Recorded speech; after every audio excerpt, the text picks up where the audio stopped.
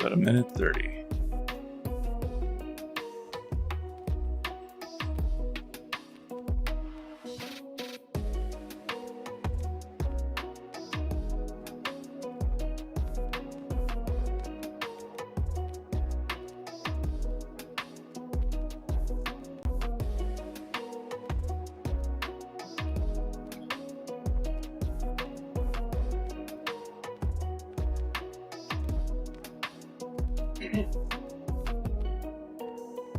Oh, sweet. Oh, could you make sure the audio's down? Because I've had, yeah.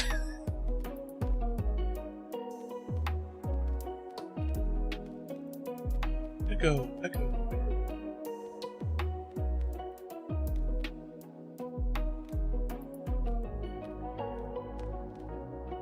30.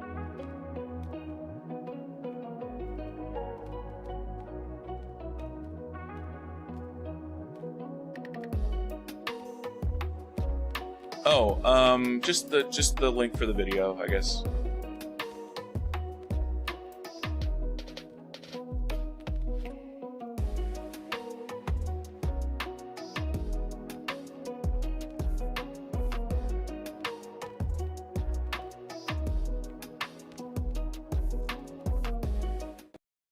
Hey everybody, Dragon Movie Guy here. Welcome to the May movie ranking edition of the Dragon Movie Guy podcast. I'm your host, Dragon Movie Guy. Thank you for tuning in, whether it's on the live stream or on the replay or just listening on the podcast itself. Thank you for tuning in to listen to me talk about my favorite movies from the month of May 2023. And we're amending the definition of movies for May in this particular episode because I really want to have this particular guest on. I have been following his podcast for going on 6, 7, 8 months. He's had me on as a guest on his podcast, in which he wasn't there. So it's, we're ships in the wind, sails passing, passing ships in the middle of the night. So I finally have him here. We're going to talk about the movies we watched in May, shoehorning it in, but I want him as a guest. I want him that bad. Yes, I want him as a guest. So please welcome, first time on the show on the Dragon Movie Guy podcast for the May movie ranking, or in this case, the movies we watched in May ranking. Please welcome of the Cinema 9 podcast, Michael Govier. Michael, welcome to Dragon Movie Guy. Thank you for coming on. Hey, thanks for having me here. This is fun. It's exciting. I love movies. I like you. Now we're actually on a show together as opposed to passing each other in the night. Sending Twitter messages at 3 a.m. and like, is he up? I hope. Click. So welcome. Thank you for coming on the show. Why don't you tell me a little bit about the Cinema 9 podcast? The Cinema 9 podcast is a beautiful show featuring me and two of my old pals, Eric and Travis. Yeah, we're 40-something, early 40-something white guys talking about movies, but we love each other. And though we may not be unique, we are very passionate about our movie opinions, and we love talking about all kinds of film. And each week, we basically look at one film as a focus for about 45 minutes or to an hour. Does it hold up? Each week, someone picks a new movie, and that's basically how it works. And at the end of the show, we decide, does it hold up or not? We all give our spiels, and then we pick the next show next week with the film that will follow. It's a lot of fun. Cinema 9, it's good times. And the thing I loved about your show, too, is the fact that they're all at least 5 years old or older. So they're not current releases. They're movies that they kind of follow the Baseball Hall of Fame rule, where it's, it's got to be 5 years. You got to retire, and then we'll lift your jersey up into the rafters and send you into the Hall of Fame. But you got to wait 5 years. You got to have a little reflection on it. So I love the fact that you guys reflect. You take that 5-year hiatus on the current movies to kind of ruminate and then go back and do the rewatch. What's your favorite movie that you've done a rewatch on Cinema 9? Oh, wow. That is really hard because we've done so many. We've done 161 movies, and there are so many examples of movies that I really enjoyed going back to see or just wanted to revisit again because it was fun. It's I love that movie. I want to talk about it again with my friends. That's what we do sometimes. It's not all just critical eye, but I guess the one that I really enjoyed visiting the most probably be I think The End of the Tour, which is a 2015 film with Jesse Eisenberg and Jason Segel. Really like that movie, and I like talking about the philosophies behind the characters. You know, it's based on the final book tour. Well, not the final, but a book tour with the legendary author who's now been gone for a long time, David Foster Wallace. And it's a really interesting film that's basically like two people talking in 1996 while they smoke cigarettes like crazy. And it just takes me back. I remember those years well. Sorry, never did smoke a cigarette except once or twice in college. But yeah, what really? The funny thing is, I've never been a smoker. It doesn't sound like it in my voice right now. I'm not a smoker either. But no, that's funny though. I've never heard of that. I've never heard of that movie. What's the name of the movie again? The End of the Tour. The End of the Tour. Because it's two guys, and Dave. One of them is an actual writer for Rolling Stone who interviews David Foster Wallace. So it really did take place based on these audio tapes that this other guy named David Lipsky. And then he presents it all and wrote a book about his experience of being on that book tour with David Foster Wallace. I love two-handers. I love indie films, and I love Jason Segel and Michael Cera. So the fact that I haven't heard of that movie, that gives me something now to watch again. Seagal, maybe his best. Maybe like Jason Segel at his best. Maybe his finest performance ever, for real. I'm not kidding. Even better than I Love You, Man. I Love You, Man. I love Forgetting Sarah Marshall, him in that movie as well. But I think in terms of a dramatic effort, I mean, there's a movie called Jeff Who Lives at Home, I think it's called, that he did with Ed Helms. And Susan Sarandon, too. Susan Sarandon, that's right. Yeah.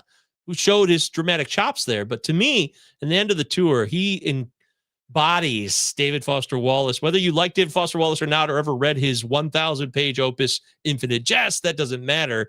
It's just a really, really well-done effort on his part to show another side of his acting chops. So strongly recommend The End of the Tour. So it's David Foster Wallace, not Charles Foster Kane? Yeah. That's good. That's real good.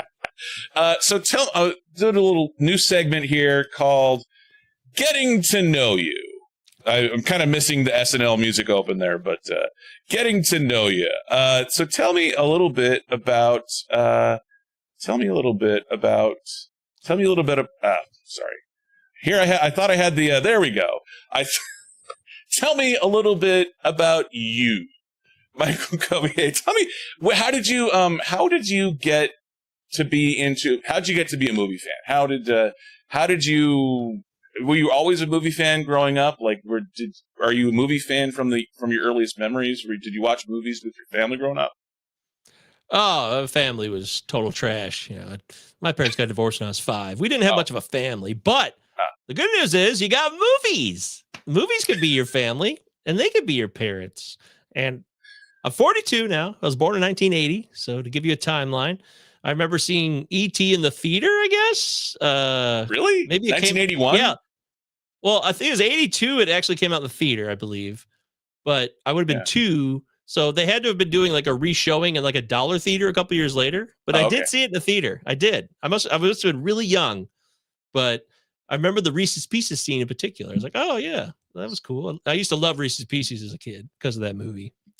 Good candy. But great candy. I mean, it's such a delicious, it's got crisp bite to it, but it's tasty, and you can just pop them in your mouth and just load your gut with Reese's Pieces until you can't feel any feelings anymore. And that's what I've done in my life. But before I ever did that, when I became a movie fan, I guess was just the experience of going to a theater. It still took a hold in me. You know, I remember seeing Transformers, the movie, in 86. Like movies like that, where I went to the movie theater, I was like, oh, wow, cool. You know, Ghostbusters. You know, I was young, but I got to see some. I mean, I saw RoboCop, which 1987 classic by Paul Verhoeven. when I was like 9. I remember we'd watch it.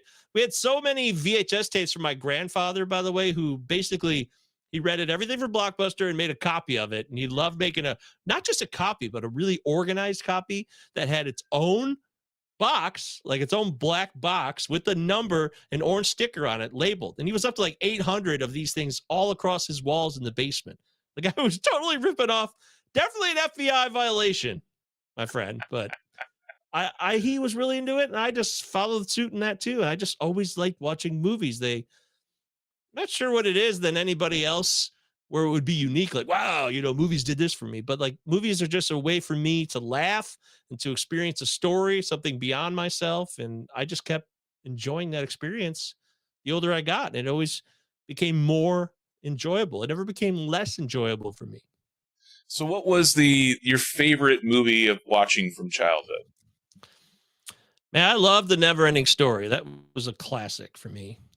I must have seen that movie so many times. Yes, I cried like everybody else when Artex, spoiler alert, something happens to Artex.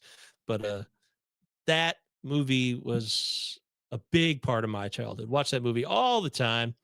I think some others from my childhood, that and well, that's what Sesame Street, but maybe there was a movie called Santa Claus, the movie from 1985. And it starred John Lithgow and Dudley Moore as like this bumbling elf who gets kicked out of Santa's kingdom in the North Pole and starts working for John Lithgow, who's like this scumbag corporate CEO who exploits the naive Dudley Moore. I watched that movie a lot growing up. Santa Claus, the movie. That's a harder one to find these days, but it's out there somewhere. So it sounds like it's Elf, but 18 years earlier. Yeah, I guess so. I've never sat down and watched Elf. I haven't. Great I know flick. of it. Jon Favreau directed. Honestly, the best Will Ferrell film. Even better than Anchorman. Anchorman's funnier, but the heart that's in Elf, there's a reason why it's become an instant holiday Christmas classic. It is that good. It's Zooey Deschanel, Faison Lev has a small role in it. Ed Asner, of all people. I mean, and of course, Sonny Corleone himself plays his father in his real life father.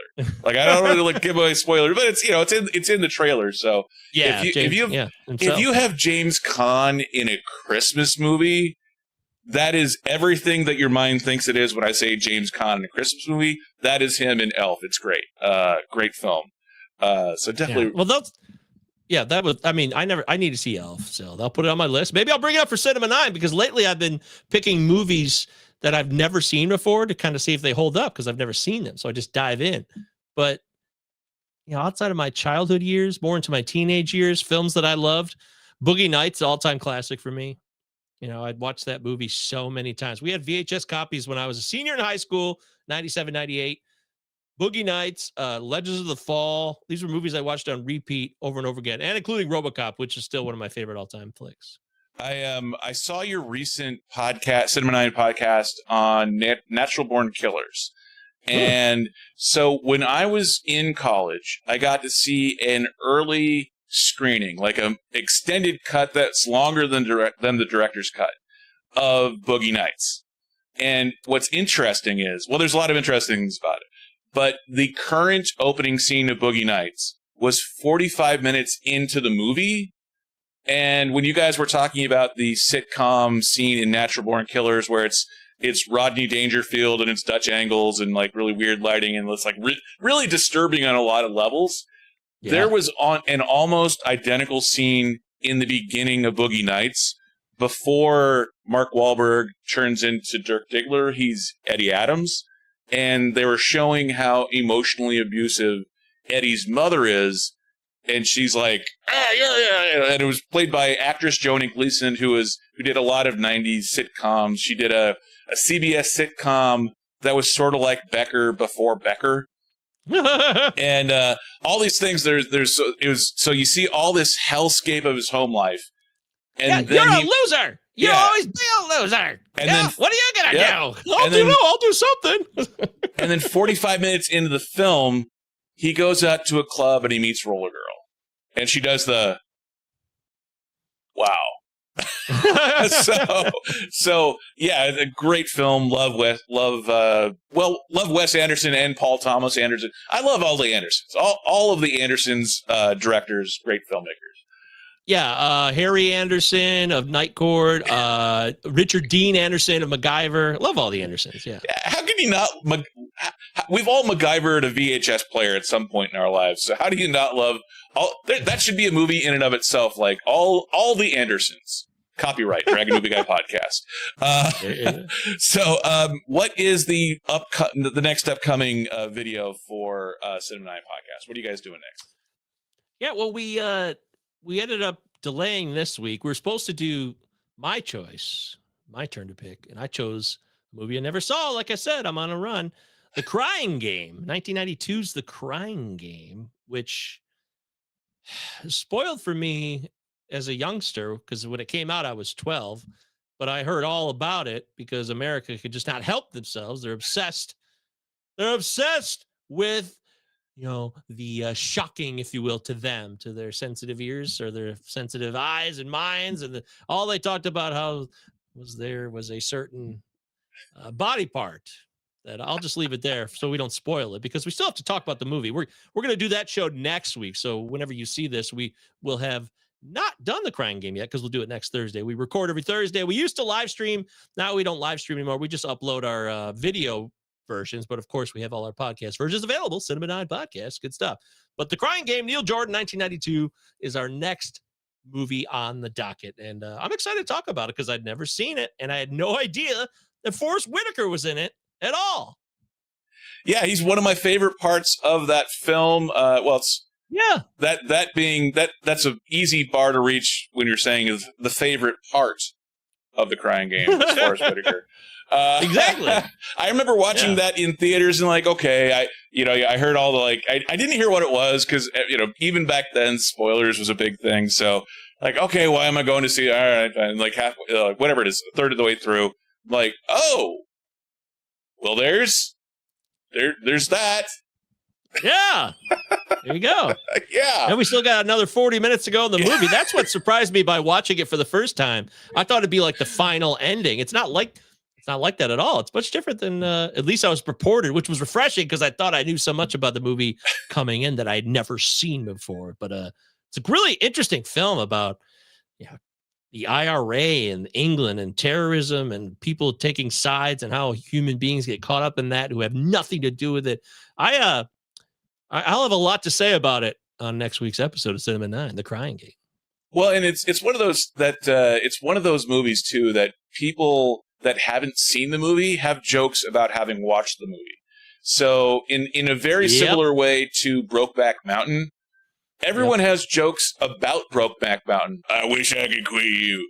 But very few people have actually watched it. And when I actually went back and watched it for the first time 2-3 years ago, got it on Blu-ray, I was like, wow, this is, it is a gay cowboy movie, but it's more cowboys who are gay than gay cowboys. There's no line dancing and stuff. So it's actually a powerful film. Yeah, it's really amazing storytelling, great character work, amazing cinematography.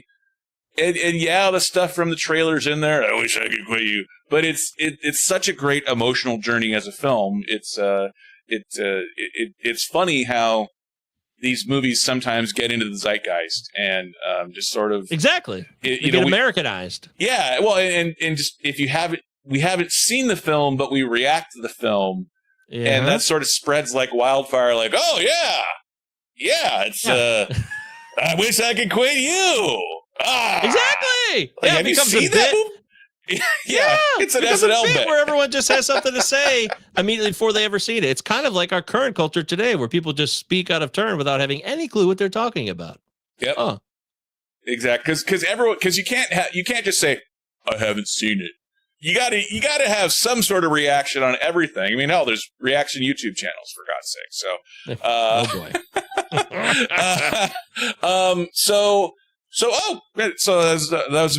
that is a little bit of getting to know Michael Govier.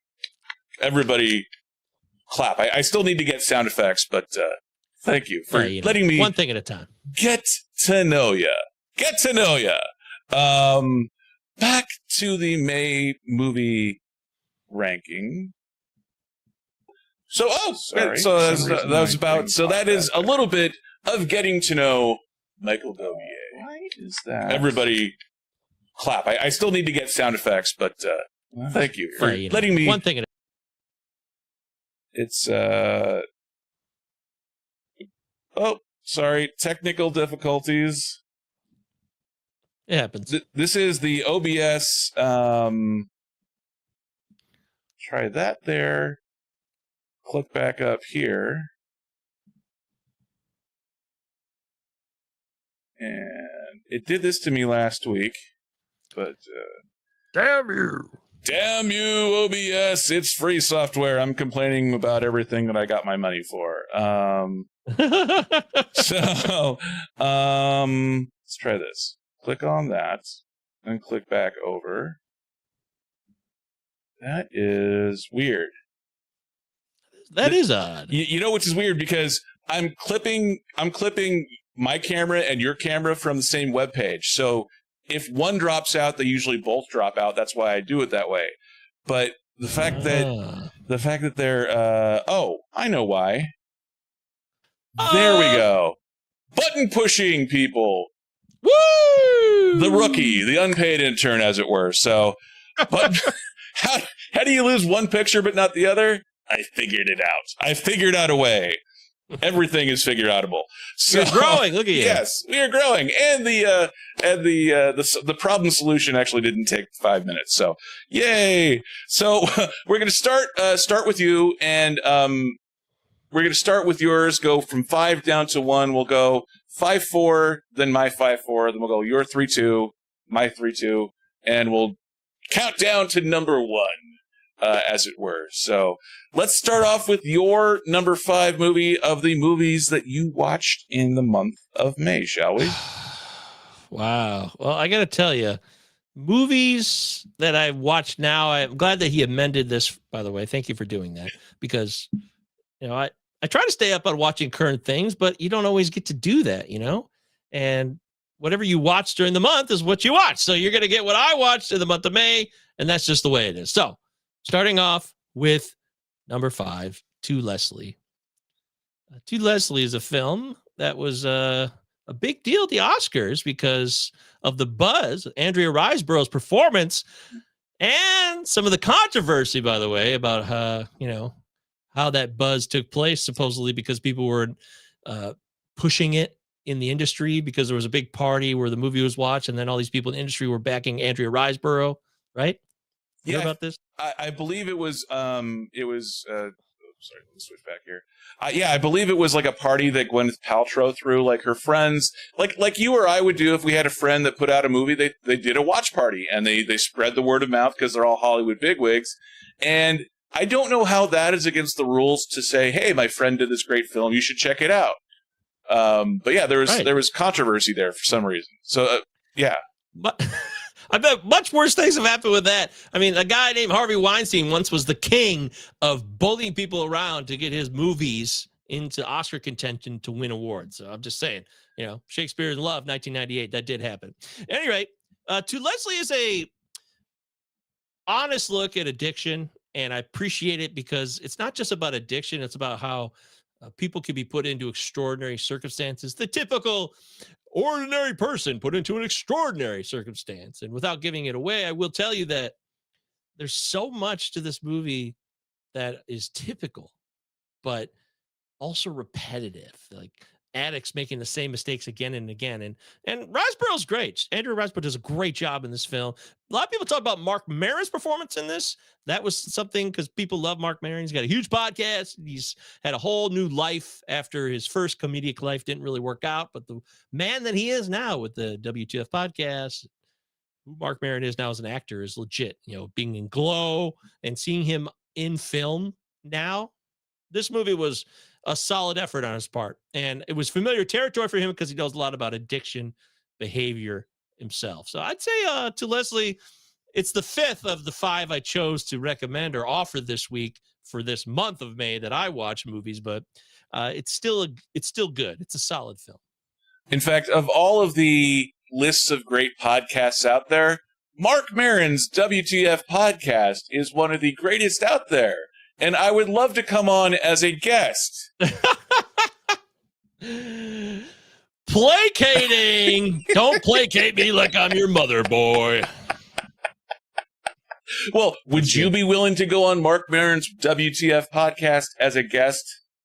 Only if I could find the time, and maybe if I could squeeze it in. And no guarantees. Okay, I'm a busy guy. That's true. So what was good about Andrea Riseborough's performance in this film? Because I still haven't seen it. Apparently, it's on Netflix now, but everyone was talking about it for a while, and apparently, it's a great performance.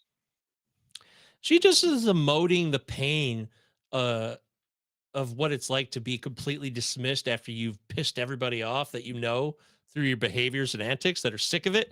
And she's willing to go the distance with the character in that respect where nobody can stand her anymore, but she's not done. She's going to keep going. So actually it's a really well-written character, and maybe she does a solid job, like as someone who's facing addiction, but it's I guess it's not the greatest addiction performance I've ever seen. It's good, but when you're facing addiction, all you're doing is trying to emote a pain that you can't seem to let go of because you've learned a behavior that is consistently numbing you up. And she's an alcoholic in this movie. That's really her big issue. And she also has a son. There's something going on there. I'll just leave it at that. But with her son and how she tries to be a parent, but at the same time is completely just off the rails with no responsibility for her own life. So how could she be responsible for someone else's life, especially her son? The way that Riseborough emotes that and expresses it and plays through the character in that way, and how you see the arc of the character kind of come to not full circle, but to a new conclusion later and towards the end of the film, I think is kudos to Riseborough. It is, but it's not the greatest performance ever for an addict on camera, but it's solid. Yeah, I've heard good things, and I still need to watch it. And I loved her in the Tom Cruise sci-fi movie where she's the "Are you an effective team?" Yeah, yes, we are. Tomorrow? No, not Edge or of Tomorrow. Did they change the name to like no, it was Live, Die, Repeat? no, that was John Krasinski's sci-fi wife. movies. That was Emily Blunt.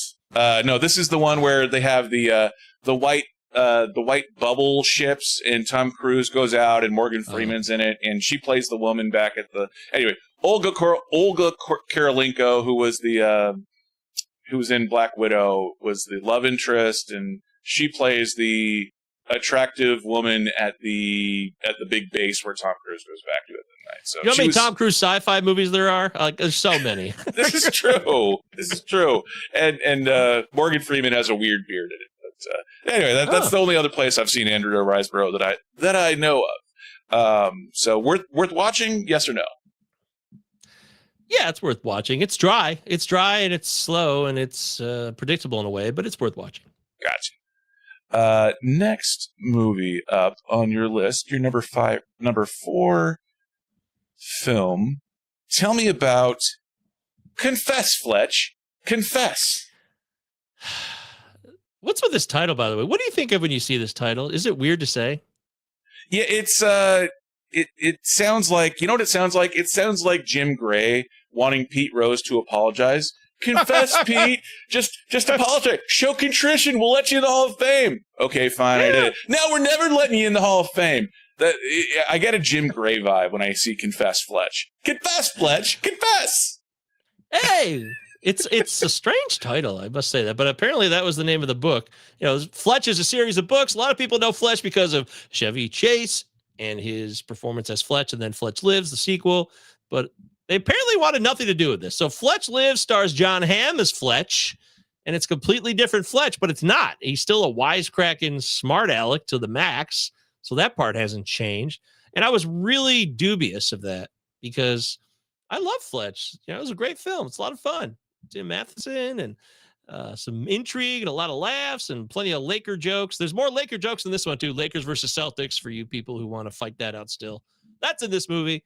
But, you know, John Hamm won me over. Initially, I was like, oh, boy, I don't know. Is this going to fly? For the first 15 minutes or so, I see that he's got to try to overcome the Chevy Chase, persona and the mystique of being known as Fletch. And Chevy Chase is a very particular kind of actor, right? So I was dubious that it would happen, but Hamm won me over. By the end of the film, I was like, "Oh, nice job. Way to go. You pulled it off, John Hamm."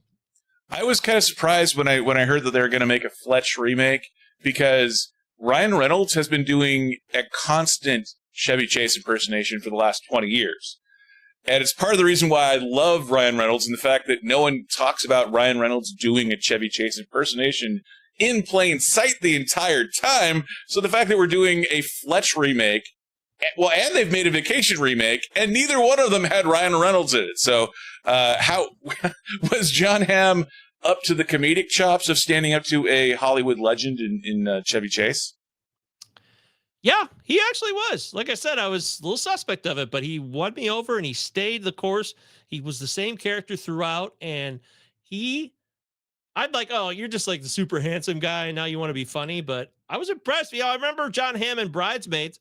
It was a smaller role, but he was really funny in that movie. And when he has the opportunity to do comedy, John Hamm can do it. And this is a brand new Fletch. It's not a continuation. It's just like a whole new Fletch story. So there's no even winking, let alone an Easter egg for like the past Fletch movies. Really, they just left that in the past. And this is directed by Greg Mottola, who I really like. Greg Mottola, Adventureland, what a movie I love. I love Adventureland. Greg Mottola has a up and down career if you look at his IMDb as a director, but this movie got totally dismissed and ignored and abandoned by the studio because I guess they felt like, this is going to be trash, and instead of marketing it and spending all these millions of dollars and still losing them, let's just dump it out there and then put it right on Amazon. And that was it. So this movie got totally screwed. This movie is much better than the respect that it wasn't given. It deserves a lot more respect. And that Adventureland, a film with Ryan Reynolds, small role, but yeah, great in the role. That one. Yeah. So worth watching, yay or nay? Absolutely. If you did not see Confess Fletch and you missed it, go watch Confess Fletch. I'm telling you, not only is it entertaining, but it's like a really good mystery too. It's not cheesy. It's not lame. It's well done. It doesn't go over the top on the tropes. It's not like for people who say things that everything's getting shoved in, like too woke, quote unquote, like, oh, there's always got to be an agenda for a film. It does a nice balance of like having representation of all people without forcing it upon you in a way. I really like that about the film. I was like, oh, this is a nice balance. We can represent everybody on film and everybody can have a role, but we can do it in a way that's not contrived. So I really like Confess Fletch, and I recommend it. So is it representation, but not constant calling attention to, look at how diverse we are. We're representing. Yes. It's just sort of like, build it into the story. There it is. Yeah, good. Exactly. Natural. Well, I think a less patronizing way. It's more honest and legitimate. So I like the movie for that. I do. Nice. And not condescending, I guess, too, is what it sounds like, too, as far as the I mean, Fletch is condescending the whole movie, but yes, you're right. Yeah. The filmmaking in this case. Sounds that's like correct. Nice. Going over to my number 5 movie on the list. My number 5 movie for the month of May, Fast X. Now, I got to clarify, I usually watch a lot more movies than I normally do, or I usually watch a lot more movies than I have been the last month or two. I've been spending a lot of time getting the Dragon Movie Guy podcast, up and running, so I haven't been watching my usual 2 to 3 movies per week. Now it's more like 1 movie a week. So I don't have as many movies for the month of May to choose from.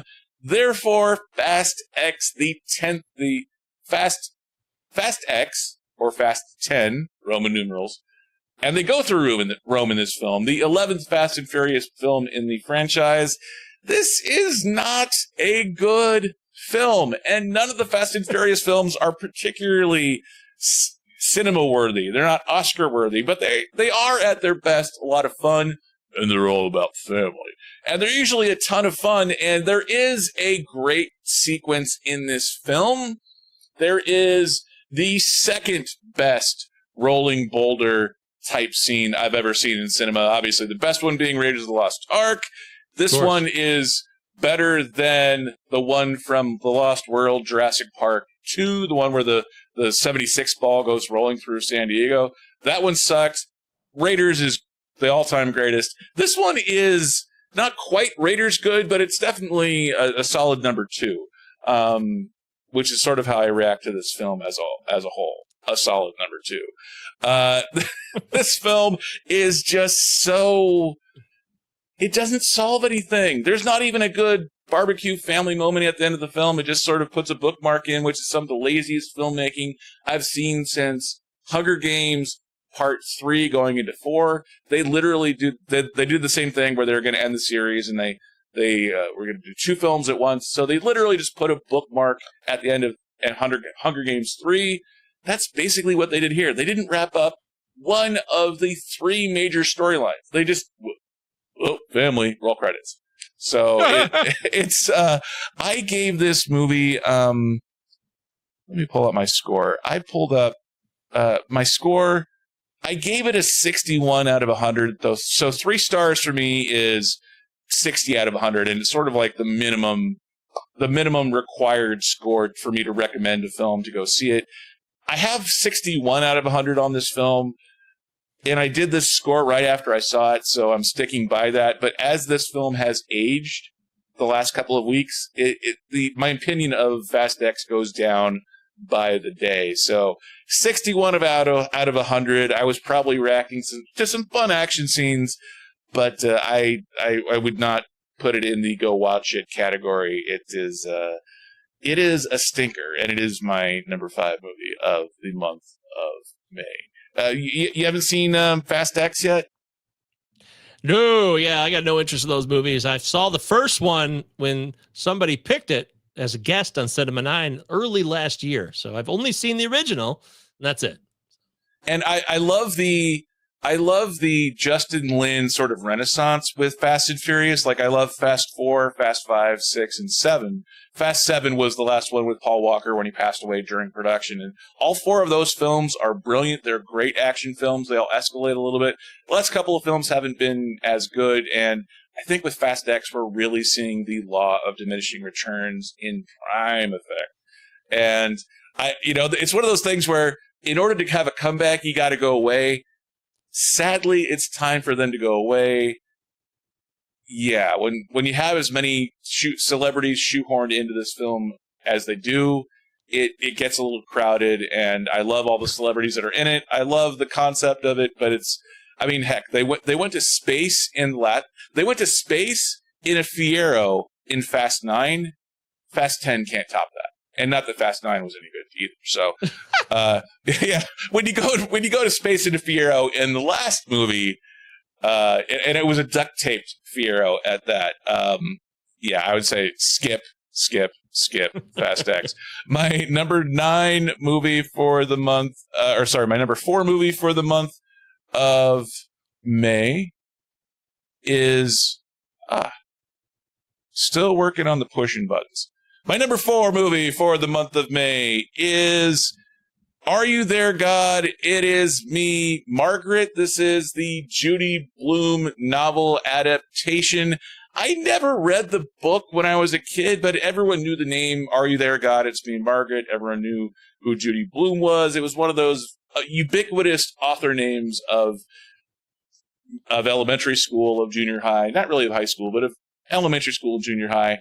The film is actually surprisingly good. I actually liked this film. I love coming of age stories, and this is a film that's set in 1970, so it's a little bit a while ago now, but it's still, while they have the 70s clothes and the 70s fashion and hairstyles, it is very suburban, it is very American, it is very middle class kind of a thing, which is very familiar to me. I grew up middle class kid in the suburbs, so that is very familiar.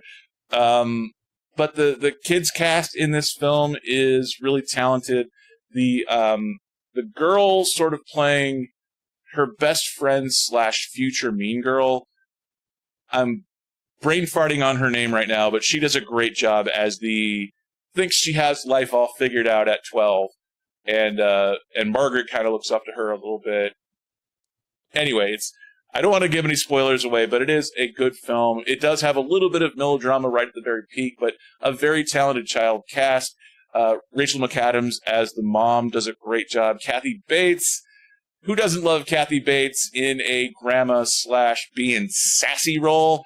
And Kathy Bates is sassy to the max in this film. I actually gave this film a 67 out of 100. I don't know why it's only 6 points more than Fast X. It is a much better film than that, but that is my score. I stand by it. It is a super solid film from beginning to end. Great production value. The only thing is the dad, and I'm sure this probably reflects the book, and I've never read the book. The dad is just not in it very much. That's probably, it's coming of age and the pains of growing up. So it's probably good that for the convenience of the storytelling that the dad is a little bit absent and a workaholic. So it's Rachel McAdams adjusting to life in the suburbs Anyway, it's a good film. It's worth watching, and it is my number 4 movie for the month of May. Did you ever read any Judy Blume books growing up, or read Are You There, God? It's Me, Margaret? I definitely read Super Fudge. Is that Judy Blume? Yes. Yeah, I read Super Fudge and the Tales of a Fourth Grade Nothing. So, those two. That's the ones I can remember, but I never read this one in particular. Also, this was directed by Elizabeth Banks. Yep. Is that right? No, this is directed by, Elizabeth Banks directed Cocaine Bear. This is directed by the lady who directed Age of 17 with Haley Steinfeld. I'm blanking on her name because it's been a couple weeks since I've seen it, but good film. She did a great job as director. She's also one of the co-screenwriters on the film. But yeah, so Kelly Freeman Craig. That's it. Yeah, she does she does a very great job taking you back to those coming of age moments. And I've never been a 12-year-old girl, 13-year-old girl, but it takes can't do it over again. Adolescence is it's one of those things we all go through, and it's not an easy time. So she does a good job recreating the anxiety and the unsureness of it all, and the strange things that we all go through as we're growing up. She does a great job recreating that emotional space. I do think that they do the year in the life of thing, which we have so many great streaming shows now. I think this might have been a better streaming show with the story they wanted to tell. Sort of like with the movie Coda. Coda was a year in the life of, and it won Best Picture. So how can you say it should be a streaming show instead of a movie? Well, the nature of the story they were telling was a year in the life of, and I think that leads better to do a streaming show for 10 or 12 or 20 episodes in a year in the life of, because it lets a lot of the storylines develop a little bit more and not have to fit within an hour and a half film. But it's a good film. It's definitely worth watching, and it gets you in the feels. It's melodramatic at the peak, but it does get you in the feels a little bit. And yeah, Kelly Freeman Craig does a great job as director and co-screenwriter of the film, so worth watching. Moving on to your number 3 film. Your number 3 film for the month of May. As I scroll down. Fat fingers, folks. As your number 3 film for the month of May is Air. This is Matt Damon. This is Ben Affleck back together again, and they're wearing Nikes. That's right. They are wearing Nikes. It's a movie that's got a lot of run. There's been a lot of talk about it, a lot of buzz. It's an 80s extraordinaire film. Really takes you back in time. There's a huge, ridiculous amount of money spent on the soundtrack for this because it's just like all of these pop songs from the 80s inundates you. The movie starts with Dire Straits' Money for Nothing. So sets the tone for that mid-80s period. And you get all these flashes of various pop culture references of the time, commercials, and where's the beef and things like that. And, I didn't need all that necessarily, but it does end up kind of reinforcing the period of the 80s. You're like, oh, well, this is a really 80s movie. So I think it actually does a job, even if I didn't think it was necessary. Yeah, I liked that this is a Michael Jordan biopic without Michael Jordan. It's a biopic about his shoes. And we've been getting a ton of these biopics about products lately. We had the I'm sure we're going to get an iPhone biopic at some point, but we got a BlackBerry biopic. I mean, heck, out right now is a biopic on Flamin' Hot Cheetos. So if you could have a What? biopic on Flamin' Hot Cheetos, yeah, it's streaming on Netflix or on it's streaming on Hulu/Disney Plus. It's actually directed by Eva Longoria, and it's her directorial debut. But yeah, it's a biopic about Flamin' Hot Cheetos.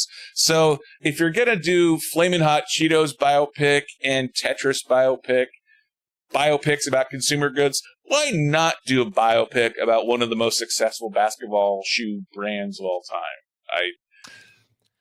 Yeah.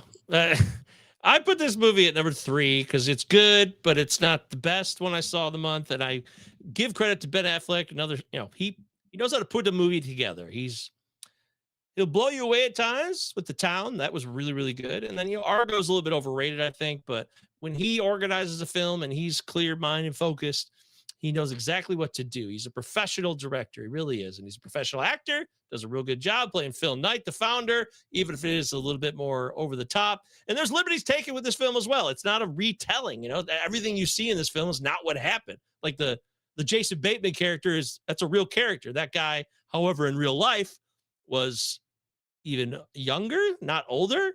And he was much bigger and unhealthy and like this really loud, brash guy. It's like the opposite of what you got from the Bateman character in Air, who I thought Bateman did a really good job. I always think Bateman just plays himself. I don't think he has a lot of range at all. I really don't.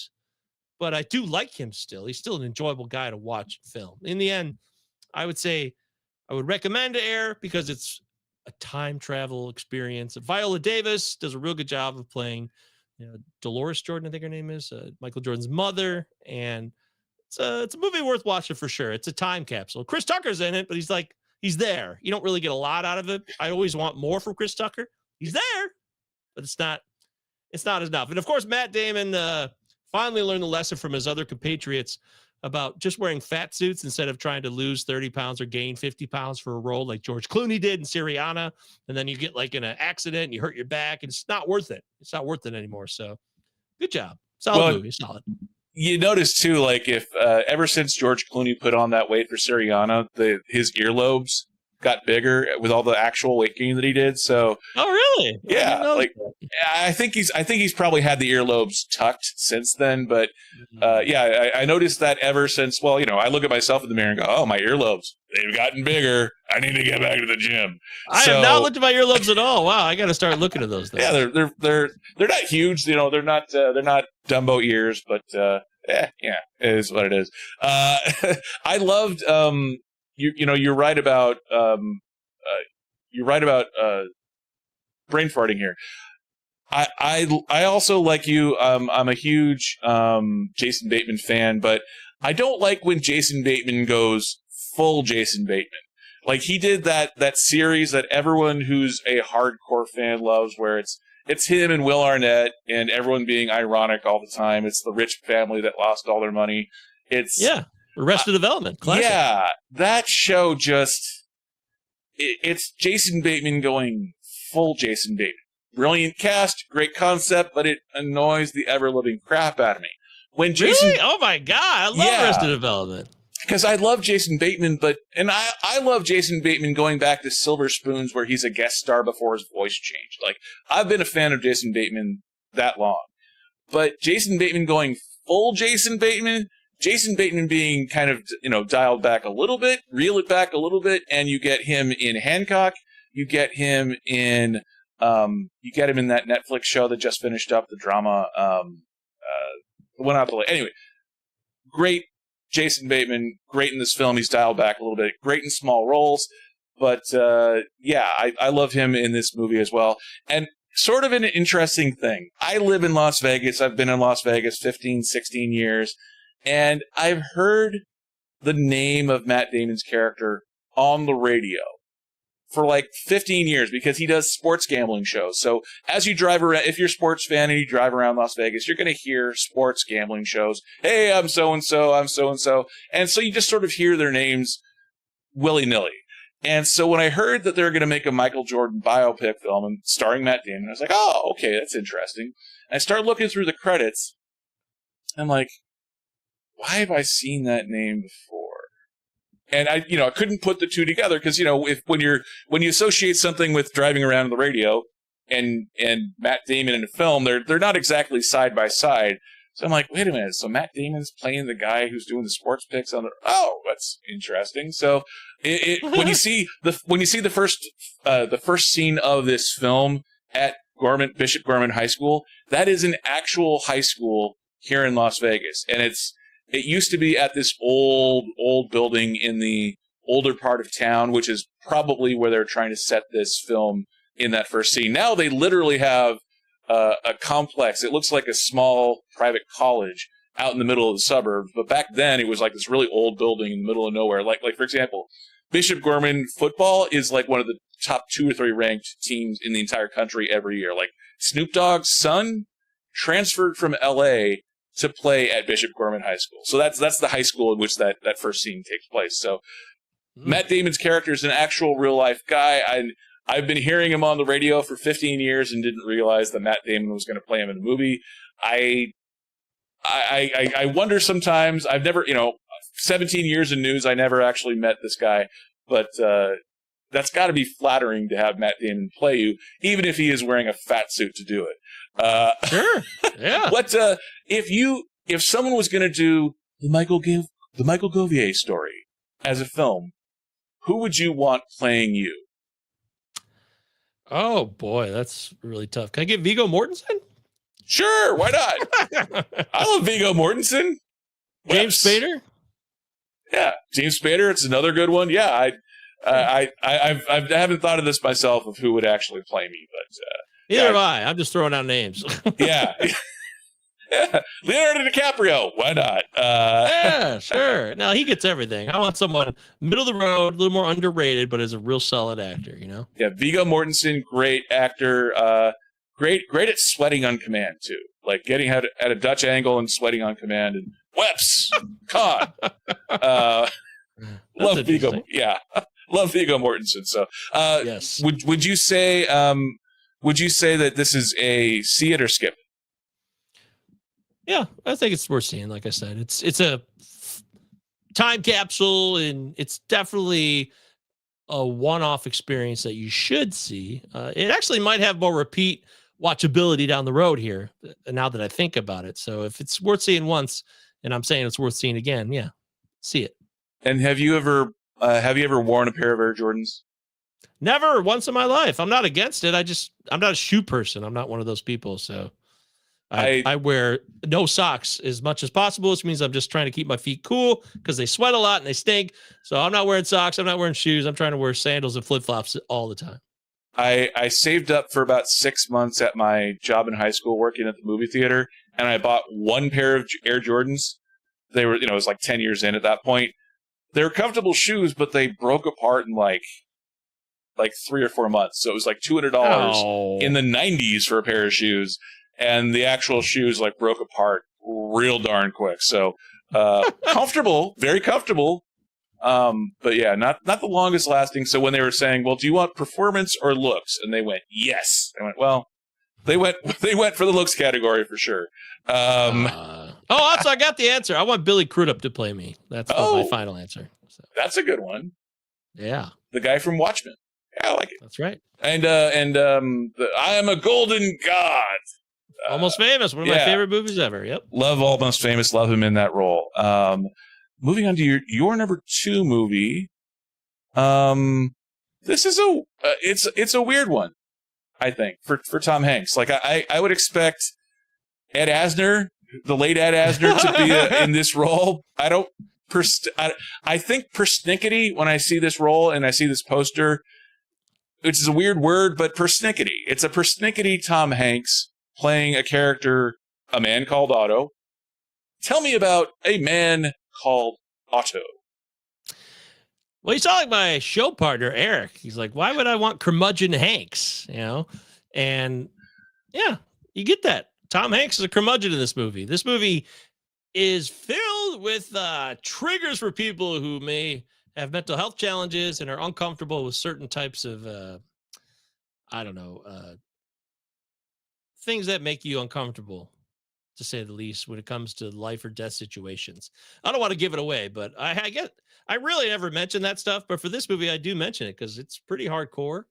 And it's about a guy who's struggling. And I've heard this from friends of ours because we talked about it on Cinema 9. And Travis reinforced this, my other partner, last week, about how it's like, yeah, it's got like the uh, El Gran Torino feel. There's like a pissed off old angry guy, and someone's got to open up his heart type situation. But I I really liked it, Man Called Otto. I thought it was a really, it got me. It sucked me in, you know. I was like, oh, curmudgeon Hanks, what's his problem? You start to learn what the problems are, and then there's like really nice people around the neighborhood. They're just trying to make a difference and be friendly.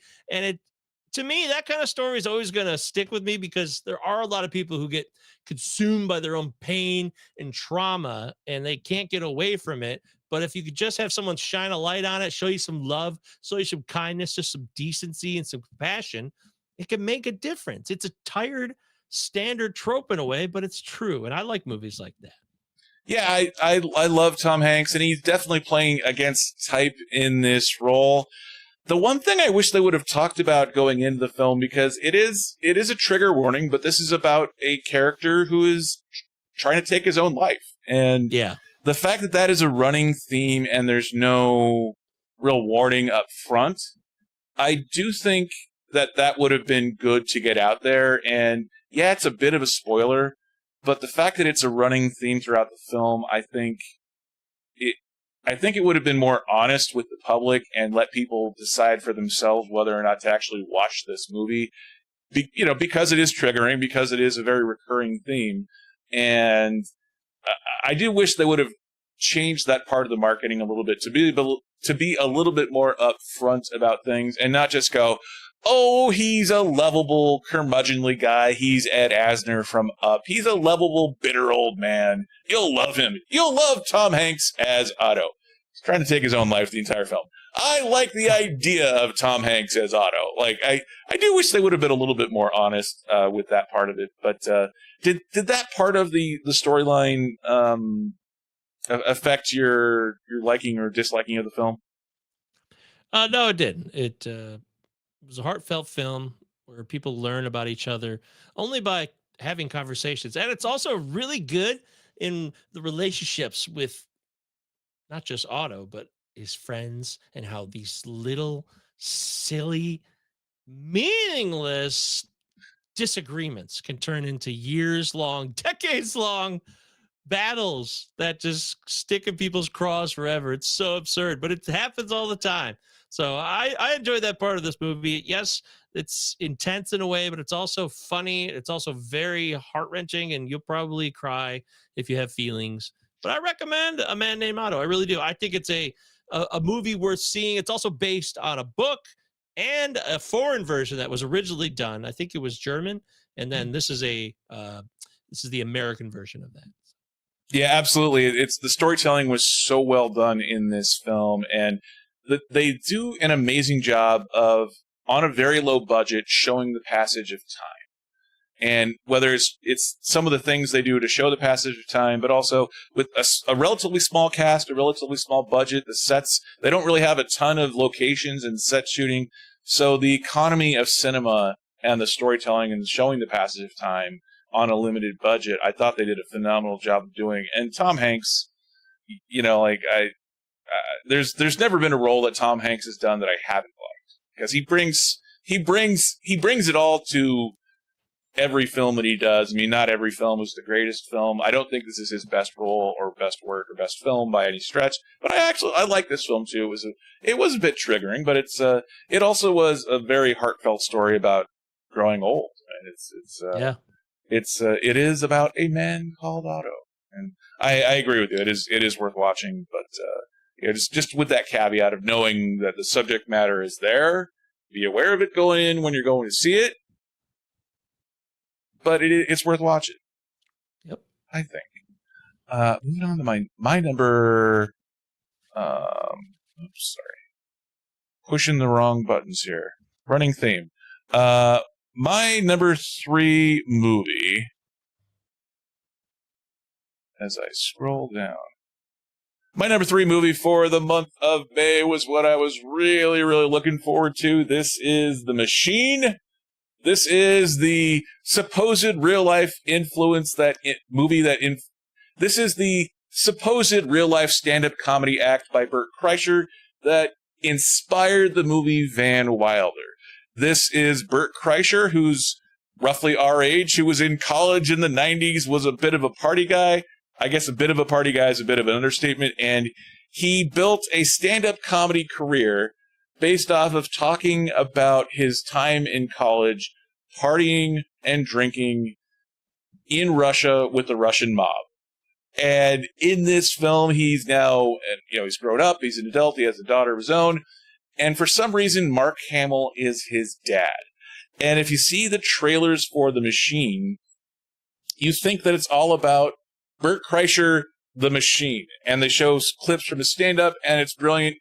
And then you see the actual movie, and it's not exactly truth in advertising as to what the movie is really about. We see flashbacks of Bert Kreischer in the 90s by a different actor. We see him doing stuff nowadays. It is funny, and it's great to see a studio-level comedy again, but it is not a perfect film.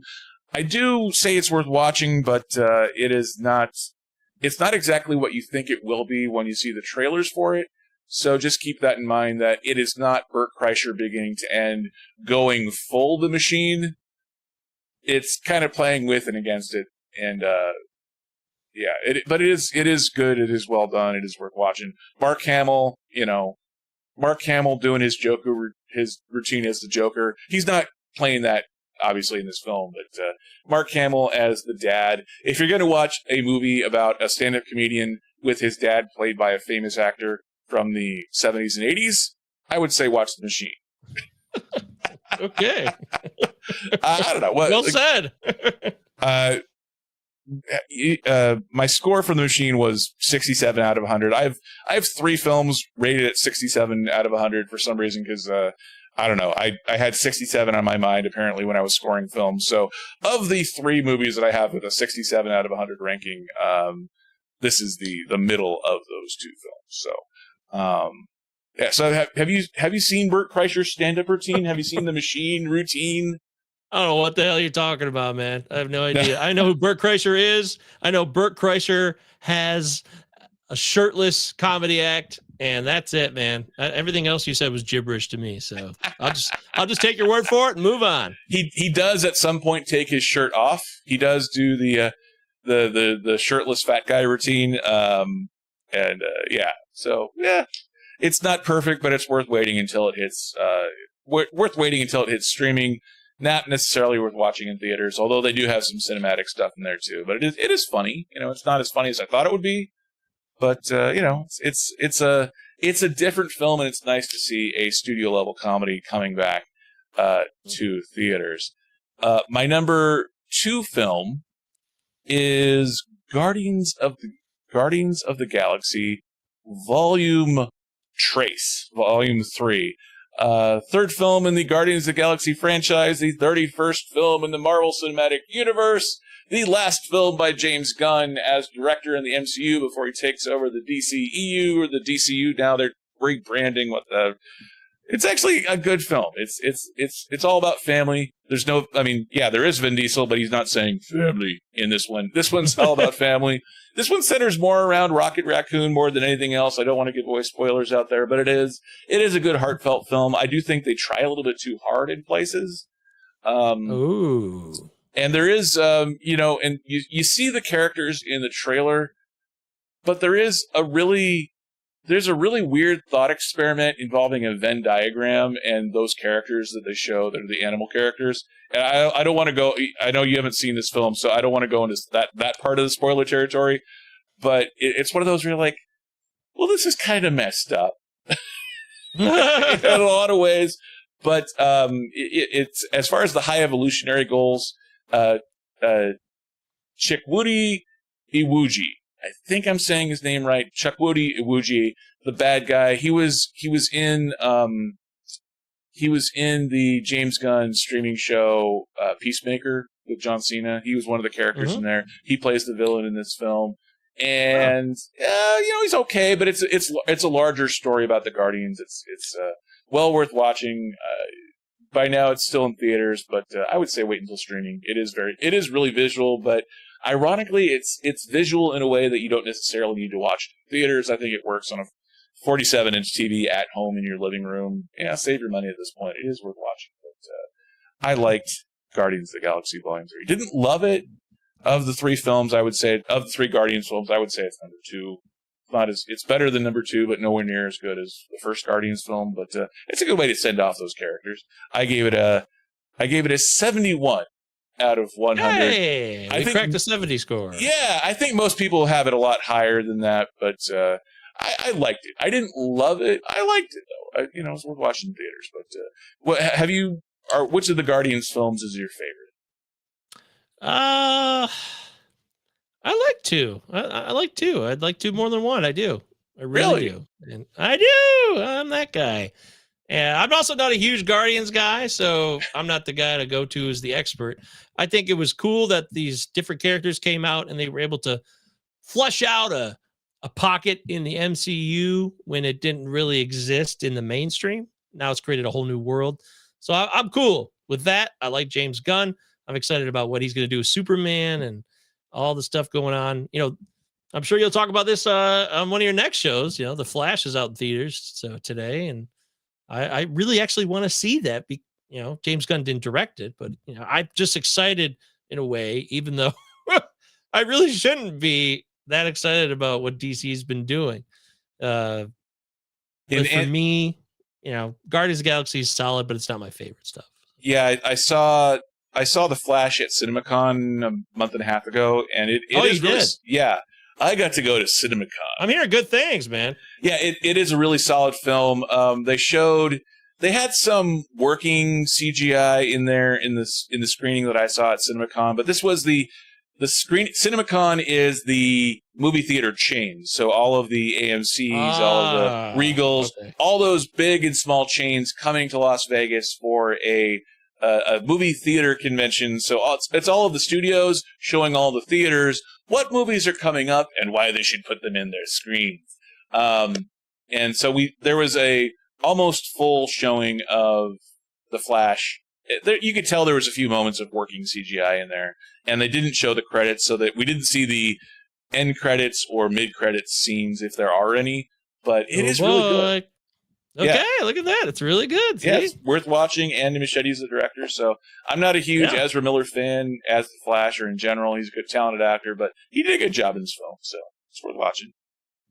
Very interesting. A lot of stuff to talk about there, but yeah, I'm definitely going to watch it. I'm probably going to hit the theaters for it. Looks like you go to the theaters every week, which is, maybe I should start doing that again. I start going to the theater once a week and seeing a movie. That might be, I used to love going to the theater. I just never go anymore, so. Well, and a lot of theaters now on Tuesday nights, if you're free Tuesday nights, a lot of theaters have discount movie night on Tuesday nights, so you can still go to the theater, $5-6, watch a first run movie, 4 or 5 days after it comes out on Friday, and have something to talk about on the channel. Have additional content.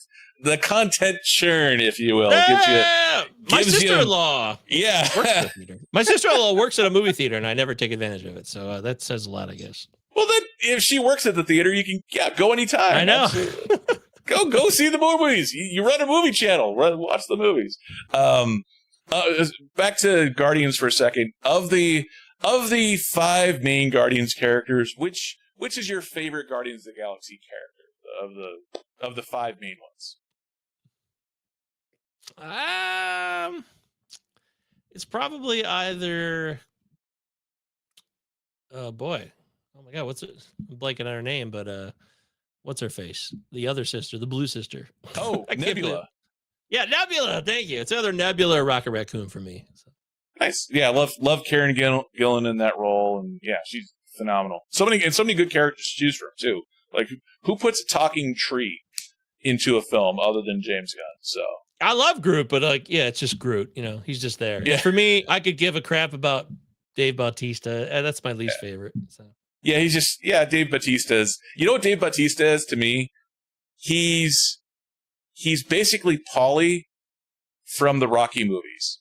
he has a great dramatic arc in the first film, and he gets to be more and more of a punchline of a character as the films go along. You know, like Paulie in the first film is the glue that keeps Rocky and Adrian together, and by Rocky 3, he's just this hardcore alcoholic who's a punchline.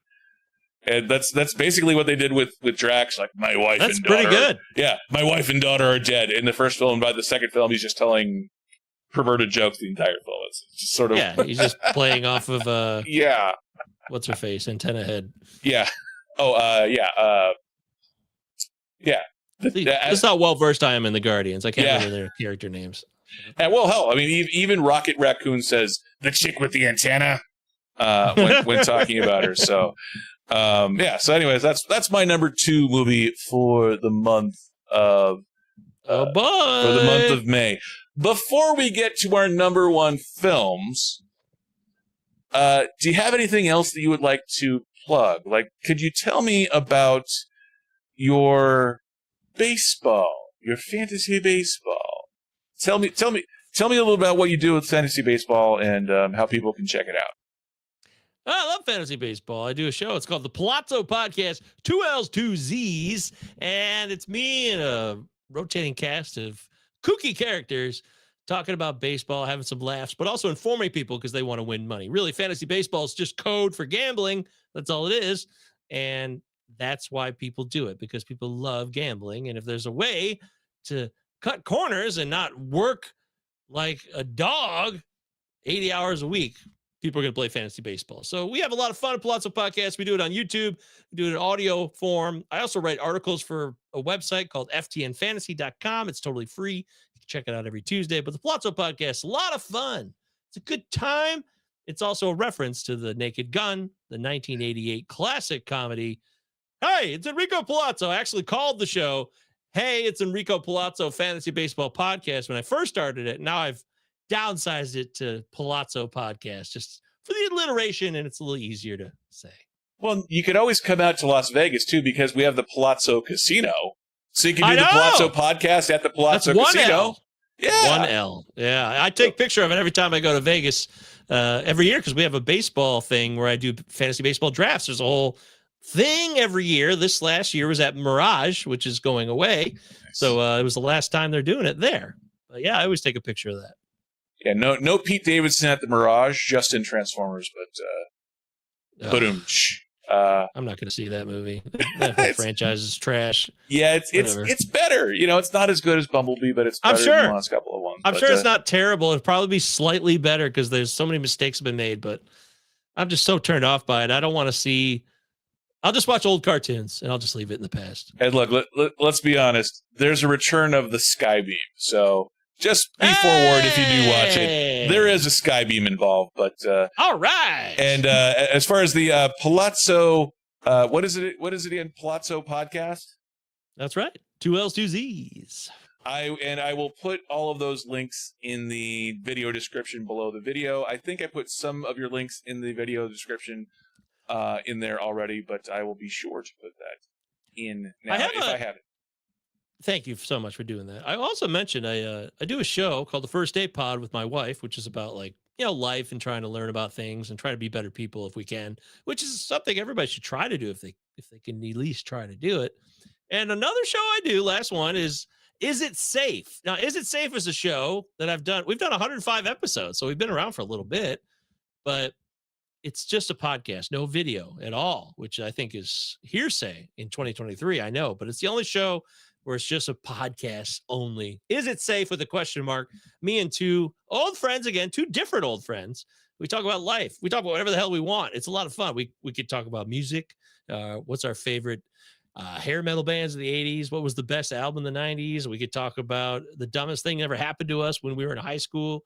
Anything can happen on Is It Safe? It's my most freeform show, and I really enjoy doing that. Love it. And be sure to send me those links too, because I have some of your links. You're right. Yeah. I tried to be a good host. But, you're a great co-host. You're a great host. Thank you.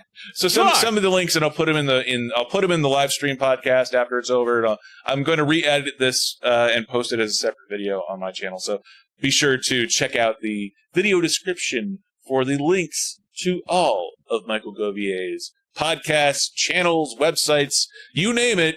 I will put the link to his podcasts in there. Yes. So yeah, and all those. I need a website. How do you have the time? That's amazing. I'm struggling trying to keep up with one podcast. You're doing like 5 or 4. Yeah, I am. It's stupid. I don't know. Every week it just becomes a part of you. It's just a routine that you get down, like going to work. It's like, all right, it's time to do this. So I love it. So we got to check out all of those podcasts. I'm a regular watcher of the Cinema 9 podcast. So I that's love how it. we know each other. I love it. That's why we like your show. You like us. It's a mutual symbiotic connection. And for anyone that hasn't seen Cinema 9 podcast, the chemistry that Travis and Eric and you have together, it is that friend group from high school.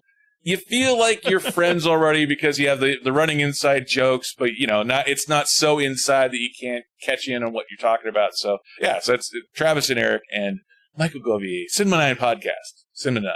Thank you, Brian. Yeah. Very nice of you. Trying to learn cues and promo things. So yes, Cinema 9 podcast. Yes. Look at me growing, blossoming, if you will, as I do weird hand wavy things. Let's get down to your number 1 movie for the month of May. And this is one that I am a huge fan of the filmmaker, huge fan of this film. Tell me about, there we go. Tell me about Clerks 3. Clerks 3 is a movie that'll sneak up on you. I watched it the first time and I was like, this is what's going on? It was a little bit confusing for me, especially someone who loves Kevin Smith's movies like yourself. I'm a big fan. Love the View Askew universe. I grew up on it. I always will be. There's been some duds in the mix, but I'll say this. I loved Clerks 2 more than I loved the first Clerks. For me, I thought Clerks 2 was a stunning achievement that I couldn't believe how funny it was. It was really funny. So Clerks 3 now, another 15 years later, I watched it a couple more times. And after watching it a few more times, it really has hit me. And I was moved by the film. It's a very, very goofy film that doesn't follow a pattern. It's not like a classically troped film. It's got the classic crap, or not crap, but the BS that you get from a Kevin Smith movie where there's just people standing around doing nothing, talking about all types of inane stuff that is funny. Those are some of the funnier parts of the movie. But the relationship between Dante here with the annoying but always still funny, Randall, still got it, still like it, is really the heart of the film. And this movie's about life, the progression of life, our friendships, our loved ones, how we mature. And this movie's really about how we let people down when we don't have the means to help the people we want to help. We do care, but we're not equipped, or we feel inept in our ability to offer assistance, compassion, and care. So we just kind of are there, and time goes by. Next thing you know, you got some regrets. So this movie's very deep in a way. It is. And you have to go along the journey from Clerks to now. It's very meta as well, a super meta film. A lot of jokes on top of itself. It's all crumbling inside of itself. It's so meta. And I like that. I liked all that stuff about it. That's why I put it as my top movie for the month of May. I really think Clerks 3 is a movie that grows on you. And if you've never been involved in the universe, it'd be interesting for you to just walk in and watch Clerks 3 if you never saw any of the other Clerks, or you never saw any other Kevin Smith film. I'd be curious to see what people like that thought of it. But for me, as someone who's been born and raised on these movies, it was really, really good. So have you seen every Kevin Smith film that he's directed? I think there's 1 or 2 that I've missed somewhere, but I don't think I've seen Tusk. I haven't seen Tusk. I never saw Jersey Girl. I never actually watched it. So. It's actually not bad. It's not a great film, but it's not bad. It's worth if you're a completist, if you want to watch all of the Kevin Smith movies, it is worth. I really don't. Yeah. I don't want to see those movies. I've seen all the core Jay and Silent Bob movies. Every movie that Jay and Silent Bob are in, I've seen them. I've seen Yoga Hosers. I've seen a lot of his movies. Those are like the only 2 I haven't seen. Well, and if you liked Yoga Hosers, the Harley Quinn and Johnny Depp's daughter, who's in Lily Rose. Yeah, Lily Rose. Those characters a big show right now. Icon. Yes. A big whiff for some people. But anyways, that's a different. Yeah, it's a triggering show as well. But Lily Rose Depp is also, those two characters are introduced in Tusk. And what's interesting about Tusk is that it was based entirely of Kevin Smith's podcast. Like, literally, they were just kind of going back and forth, like you and I are going back and forth, and they were just kind of riffing on horror films. And through the riffing on horror films, they came up with the idea for Tusk. So it is, it's not your average Kevin Smith film. It's more of a suspense thriller horror film.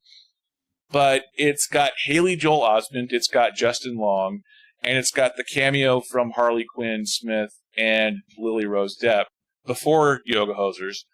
And it's a weird one, but it has that Kevin Smith indie feel to it. It's not in the View Askew universe. It's not produced by Scott Mosier, so it is not part of that continual Kevin Smith universe per se. But it is worth watching if you like horror suspense films. So I will say that I love all of the Kevin Smith universe. I saw Clerks in theaters. I was in high school, and I went to their in sort of the like trees that are like rings on a tree. You know, suburbs of metropolitan areas kind of grow in spurts and stops and spurts.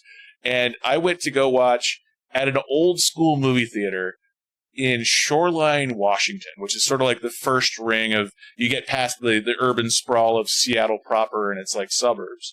And so I went to an old single screen cinema art house in the middle of nowhere, in the middle of the suburbs, and saw Clerks in theaters in an otherwise empty theater with sticky floors and everything.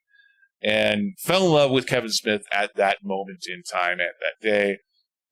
The story of how he made Clerks for $30,000 by maxing out credit cards, that, the free credit card offers everyone gets in magazines and mailers. That's how Kevin Smith financed Clerks. And you look back on Clerks 1 now, and yeah, you can see warts and all, and that's part of the appeal of it, ironically. But I love that he's built this entire universe. And you're right, for those of us that are the huge Kevin Smith fans, there are so many callbacks in Clerks 3. I went and saw Clerks 3 in theaters too, but what's interesting is the Clerks 3 screening that I saw was at a multiplex in the suburbs of Las Vegas here. And because it was a roadshow version, it was, it's all digital projectors now anyway, so all they had to do is download the picture. But because there was only the one showing, everyone in the showing for Clerks 3 that I saw last October, everyone was huge Kevin Smith fans. So what was funny is we're shoulder to shoulder in a post-COVID era, kind of white-knuckling it, and there's so many callbacks to other Kevin Smith films in Clerks 3 that everyone would kind of laugh and then whisper to the person next to them, "What was that from?" "Oh, that's from Clerks 2. Remember the part that oh, okay." And then the next callback happens, and everyone goes, "What was that? Oh, yeah, okay, yeah, the 36 dick, yeah." So, yeah, even for those of us that were in the theater watching this, with a theater full of Kevin Smith fans, there are a ton of callbacks that even all of us in the Kevin Smith-ophile universe didn't catch everything. So, yeah, I love this film. It's just, and for anyone that watched Kevin Smith's stand-up, Too Fat for 40, or Too Fat to Fly, where he literally got kicked off a Southwest Airlines flight for being fat. A lot of that kind of works its way into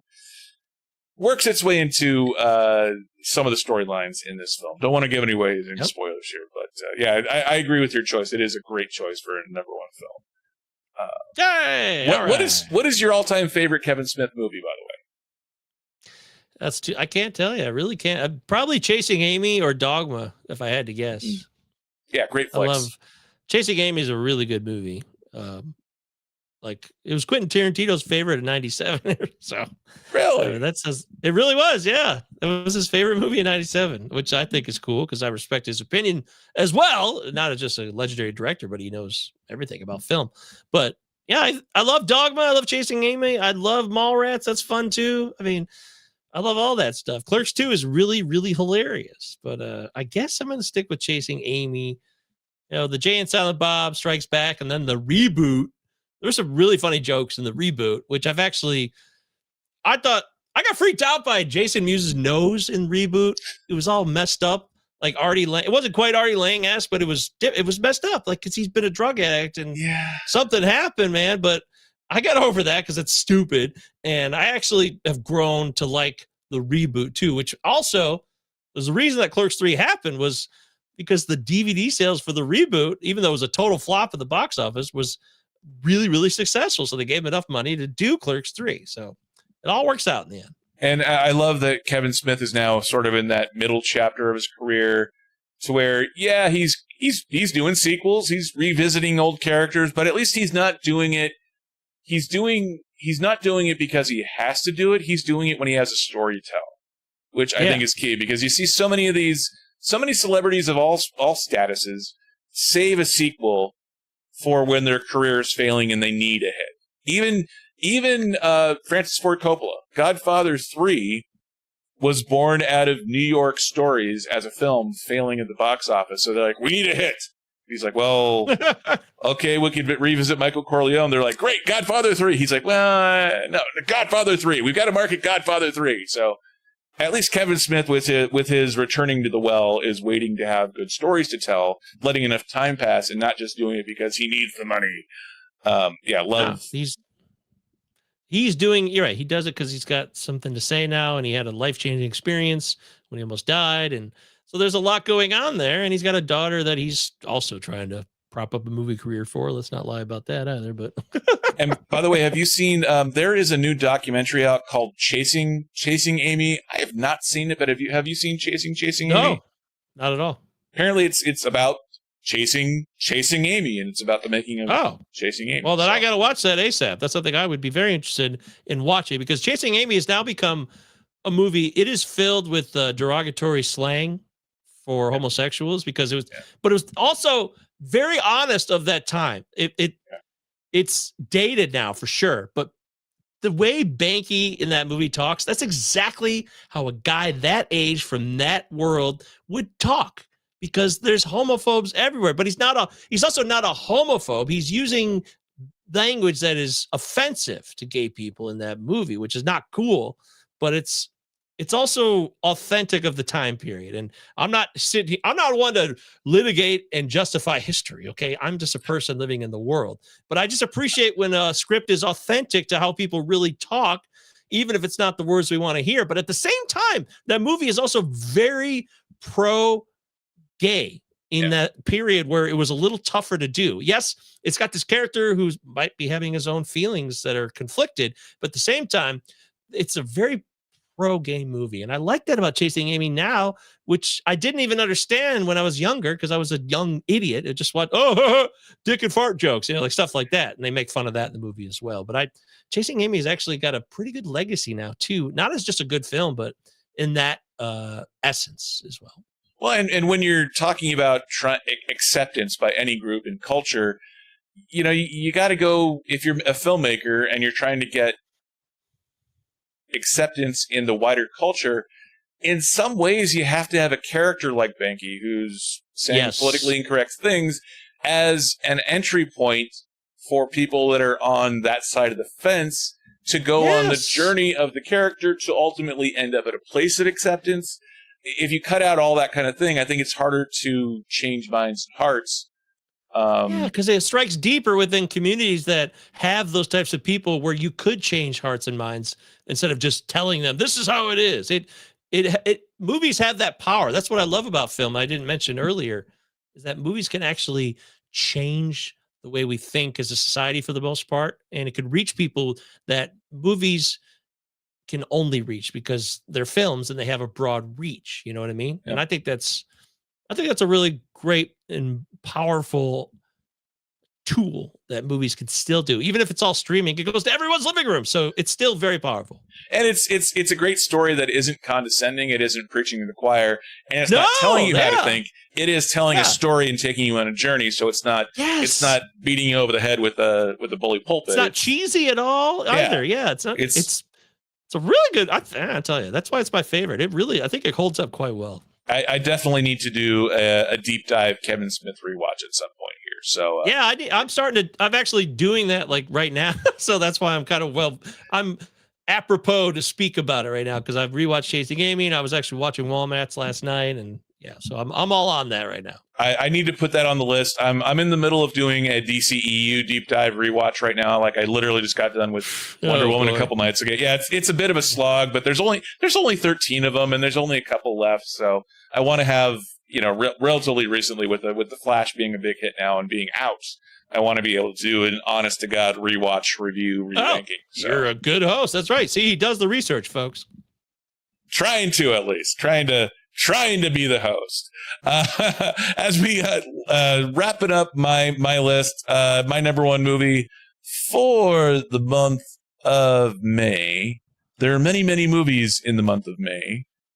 Yeah, this is surprising. Many, many month of May. My number one movie for the month of May is The Little Mermaid. Go figure. I never saw the original Little Mermaid.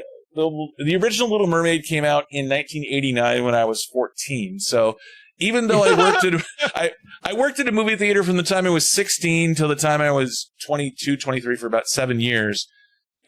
My high school job was the movie theater for 7 years. I wasn't quite on the Van Wilder plan, and it didn't take me 7 years exactly. So college is in there somewhere too. But I love the Disney Renaissance, but The Little Mermaid, for whatever reason, comes after my childhood and before my high school teenage years. So I saw it in the theater. So I'm just saying I saw that in the theater. Oh, because I was 9 years old. It was the same summer as Batman, I believe. Yep. So. And it's one of those that I still, for whatever reason, haven't watched to this day. I mean, clearly I know Under the Sea. I know, Under the Sea. Yeah, I know some of the songs, but and I'm familiar with the general outline of the story. So seeing this version in theaters, Halle Bailey as Ariel, she did a great job. Melissa McCarthy as Ursula. The one thing I will say is that it's a really solid remake. Other than the CGI sea creatures being a little too photoreal and having zero expression on their faces because they're realistic lobsters or crabs or whatever. The actual story is pretty well told. I think it's 2 hours and 15 minutes. It's 135 minutes, and the original film was an hour and 23 minutes. So 83 minutes. I did the math. 52 minutes longer for the same story. And there's 3 new songs, but this film drags a little bit, even though it's the same story told from the same basic story, same basic themes, a lot of the same shots. As you see clips over the years. Really good across the board. Great music. The music is amazing in this film. They definitely spent the money to get a full orchestra to do all the musical numbers. And Halle Bailey as a singer is phenomenal. And Halle Bailey as Ariel does the almost impossible task of threading the needle by singing in a Broadway style like the original film, but not doing a remake version of the singing performance from the original film. So she sings it in that Broadway style, so she's not making it her own, but she's also not trying to replicate the performance, which is, if you really think about that standard, like giving people what they want, but not just doing what they already know, that is a very hard standard to try and meet. And in my opinion, I think she does it. She does it across the board. As far as singing. Acting, she does a decent job, but she's an amazing singer, amazing performer. So I loved her in the role. So it is my number one movie for the month of May. Not a perfect film, but I did give it 78 out of 100. And wow, people can see on the screen all the categories as to why I give it 78 out of 100 or 4 stars out of 5. you haven't seen The Little Mermaid yet. Any plans to watch The Little Mermaid at some point? No, I haven't seen any of these Disney live action remakes at all. So yeah, no interest. I have not seen all of them. I did really like Beauty and the Beast, though. I thought that was really good It might be with Emma I Watson. I just don't care. I have no interest at all. It's a cash There's grab. a lot of nostalgia for here. All these movies I saw, they're trying to hit me exactly because Aladdin and Little Mermaid and Beauty and the Beast, these are all when I was younger. And Aladdin's a classic, and you would think I'd want to see that one, but I didn't even go see that, despite it being directed by Guy Ritchie, who I really like. So if I didn't go see that, I'm just not going to see any of these. I love Aladdin and I love Guy Ritchie, but I was actually turned off by the fact that Guy Ritchie was directing the Aladdin remake. Like, of the Venn diagram of Disney movies and Robin Williams hits and Guy Ritchie Lock, Stock, and Two, I couldn't resolve the two in my head, and maybe that's on me. But was it? So yeah. So you liked Aladdin? I love the original. I haven't seen any of the remakes, and I won't. Gotcha. So Yeah, that's why I thought I didn't see that one. I won't see any of them. Yeah, and Will Smith trying to take over the role of Robin Williams. Yeah, exactly. Yeah, he's box office poison. He needs to go away for 10 years. Yeah, and from the Academy, he is. Really? Yeah. Yay! All right. I'm not saying it's right or wrong, but Emancipation might have been a good movie. I didn't even see it. And you know what's funny? When the slap happened, because Chris Rock was so animated with it, and they had done so many audience interaction things, when it first happened, those first moments, I actually thought it was a sketch. So did I. So I saw this. I was watching it live. I saw it live like you did, and I'm like, oh man, this is a bit. Okay, wow. Yeah. Then he goes back to his seat, and the fact that he didn't have a mic on, and you're hearing the room noise come in of him yelling. Well, you hear that on the international feeds. You hear nothing on the American feed that I was watching. It's just silent for a while. I'm like, what's going on here? That's how you knew something was up. Yeah, that was a wild Oscars, and to think it's an all-time moment. And to think that they want to do the Oscars with no host. Without hosts, we wouldn't have the slap. Darn it! Yes, I will. That moment will never be topped in Oscars history. We thought. Although I did say Warren Beatty moment with Moonlight, that got topped. So who knows? Maybe there's going to be a topping of the slap in 5-10 years. Yeah, God, the Moonlight moment with Warren Beatty, that was one of those like, aw, Warren Beatty, Alzheimer's is setting in. Or it was just like silly. It was a silly mistake, and it almost seemed like that was purposely done, but I guess it wasn't. Yeah, it's true too. I did love though how he was trying to blame Faye Dunaway, like, well, you see it, don't you? And she was like, oh, you're out there on your own, Warren. Good luck, buddy. Yeah. So, thank you for coming on. Any other things you'd like to plug? Is there a sixth podcast that we don't know about yet? Is there? That's it. I gave you all the news that's fit to print, my friend. That's it. Palazzo Podcast. Cinema 9, my buddies. We love movies. The one you need to know the most here is Cinema 9. We have a great time there. Me, Travis, and Eric. We did Natural Born Killers recently. We're doing The Crying Game next week. We did Princess Mononoke a few weeks back. That was another movie I'd never seen. So we're all over the map. We're doing The Player, Robert Altman, one of his classics that I'd never seen. A lot of movies I haven't seen recently that we're doing. We focus in on one movie, but we also like to share. It's not quite like this, a little less than depth, but we kind of talk about our quarantine viewing picks because it goes back to the COVID quarantine days. We first started the show, and we would share what we were just nonstop watching while we couldn't go anywhere. So that's where it all takes place. And these days we do a simpler, more brief version to start the show. Love it. And I have not seen The Player myself, but Robert Altman's one of those filmmakers that I think I have not seen any of his movies that I'm aware of, but his name is out there, and it's one of those directors that of the 60s, 70s, and 80s that I really need to revisit, I think, at some point, because his name always comes up, and you hear, oh, that one, amongst us cinephiles, those of us that are big movie fans that are, we start YouTube channels to talk about movies. Robert Altman's one of those guys that people will go, hey, remember that scene in Altman's blah, blah, blah? And I'm like, yes, I remember that scene. I'm the crowd from Clerks 3. Like, yes, I remember that scene. What scene was that from? That's me talking about Robert Altman. So, yeah, you want to get your credentials as a movie buff. You really got to get your Altman. You got to get your Altman PhD, I guess. Exactly. Got to get the Altman fix. Got to get the entry drug and the fix, and then go through all the Robert Altman. Start with Badlands, 1973. I think that's a great place to start. Nice. That's a classic.